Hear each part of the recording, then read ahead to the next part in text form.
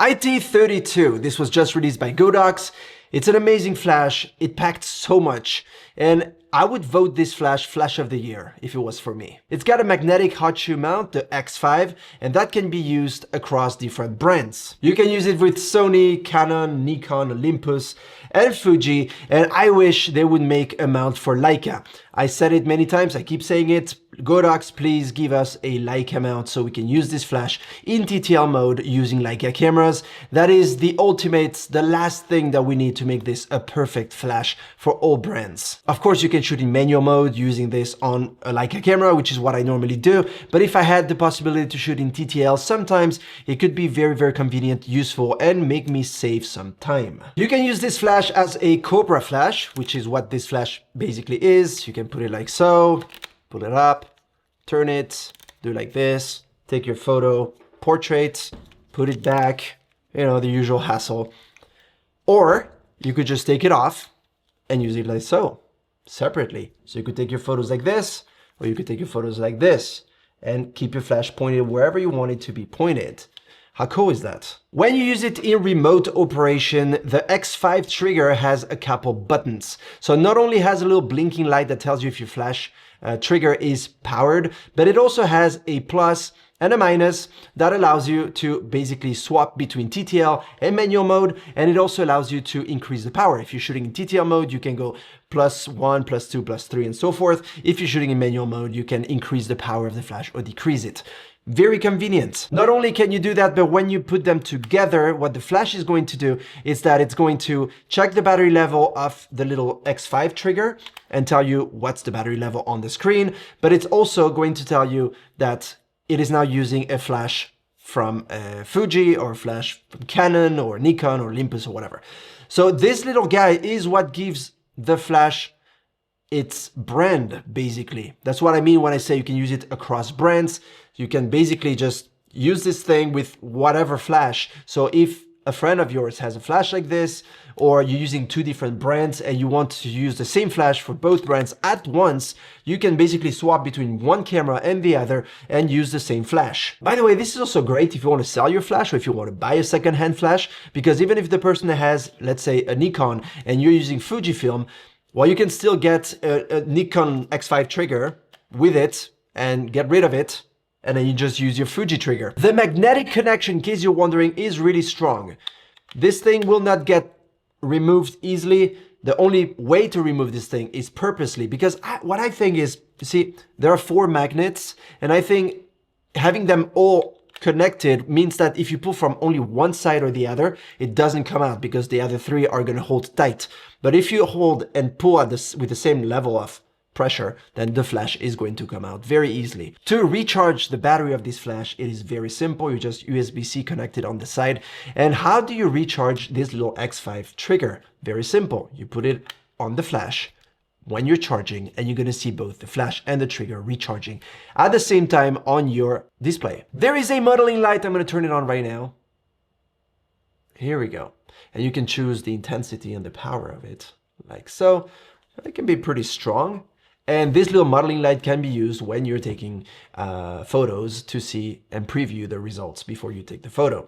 It is very cute. It's a little LED modeling light. It's in the front of the flash. It's a little tiny one here, but it's great that they're including a modeling light on such a small flash. This iT32 can be used as both a receiver and a trigger. I'm going to show you what happens if you were to use this little X5 trigger on your camera with this iT32 externally, and what happens if you use it with a big softbox in a studio. Can you do that as a key light? Let's see. So we got the little X5 trigger on top here, and we got the iT32 inside. Small rig FP90 softbox, which means it's 90 centimeters diameter. Now we're going to take a shot, a sample shot. Here we go. Now we're in TTL mode, which means the flash is going to choose the right power. I'm not setting that up. It's automatic, but it looks really good. So you can use this as your key light if you wanted to, without having to have a very complicated setup. Let's now see how you can use this little iT32 as a trigger. So you can actually control other flashes, and I'm going to show you a setup with 3 flashes. I got the AD400 Pro, this big guy here. I got the AD300 Pro right here, and I got the AD100 Pro, or the can as I like to call it. And this is the setup. All right, so the setup we're gonna do now is we're gonna be using 3 different flashes. There's gonna be the one right here to open up a little bit the shadows and do a little bit of a rim light. There's gonna be the background light over there. It's a little AD100 Pro, and over there I have my AD400 Pro. All of this is going to be controlled using the iT32. So this is basically going to be the trigger to control those 3 flashes.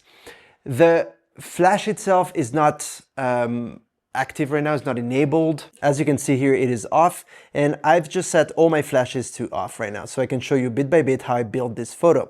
So we're gonna turn on the flash A here. By long pressing it, you can change the modes. So now we're in manual mode. I'm going to take a photo. Here we go. And you can see the result. It is just one flash, one light. Very pleasing, but we're gonna add a few more. So now I'm gonna set my second flash, which is the iT300 Pro, that's over there, to 32. Now it's enabled. Let's take a photo. Here we go. And now you can see how the light on the side is a little bit opened up. There's the shadows. You can see the shadows opened up. And now I'm going to set the third flash right here, flash C, which is the 100 Pro, the can as I call it. That's in the background. We're going to take a photo. Here we go. Now you can see the background was open. In the box, they also provide you with a little mount like so. And this mount can be either used with the hot shoe like so, or cold shoe rather. And you can just put it on any surface like this, you see. And that is practical because if you want to use this flash as a remote flash, for example, you know, if you're using, for example, a trigger, for example, I have the X3 Pro here, you could use this flash externally and have it as an external strobe. But what if you want to connect this with the X5 mount on your camera, and you want to use this externally, but you want to put it on this mount? Nothing simpler. You can just magnetically connect it like so, and off you go. So you got your little X5 on your camera. This can be used on a shelf or a table or wherever you want to use it as a separated light from your camera. Or if you want to use more than one flash, you want to use it as a slave, you could do so. So again, the design of this little thing here, this little mount, was really, really well thought of. You get a couple extra gels, CTOs, you got a half and a full. This can be magnetically, once again, they really like magnets, and I like that they like magnets because it works great. You see, you just put it on top like so, and you got your full CTO, or the color temperature orange half, you can just put it here. You can even put them on top of each other. So this is actually very convenient. I normally go around with like rolls and I cut them and I put it on top with a rubber band, and I mean, that's old school, but that's how you do. This is, by the way, a way to control your white balance. If the scene is very blue, you can use this to neutralize it. And having this magnetically on your flash like so makes things so much easier. You can also order them separately if you need other colors, such as, for example, cyan, blue, yellow, magenta, green, red, full CTB, half CTB, you name it. You also get a little diffuser, this little guy here that you can put on top of your flash like so, and it will diffuse. If you're using it, for example, as a Cobra flash, you can soften up a little bit the light. That's not the only way to soften the light. You also have this here that comes out and you can put it on top. You have a little white sheet like normal Cobra flashes have to control your light even better. So you have different ways of controlling light. Even though it's so tiny, you have a lot of control, and that is really cool. They give you a pouch. Okay, the pouch, Godox, I understand maybe this is to cut costs, and I get it, but it would be great to have something a little bit more protective. You know, like the regular, for example, the V1 has this pouch that you can actually close it in and it protects it. It's a little bit more padded. Because this is great, but I mean, if you want to bring all your accessories with you and so forth, it's not protected really. It's like a microfiber rag, which is great, but it's just for scratches and aesthetics protection. But if you hit this thing, it's probably going to break easier than having a full-on good protection. I use this with my kids as a Cobra flash with a bounce off the ceiling, and it works fantastically. In TTL mode, it works great. You have so much freedom and so many options.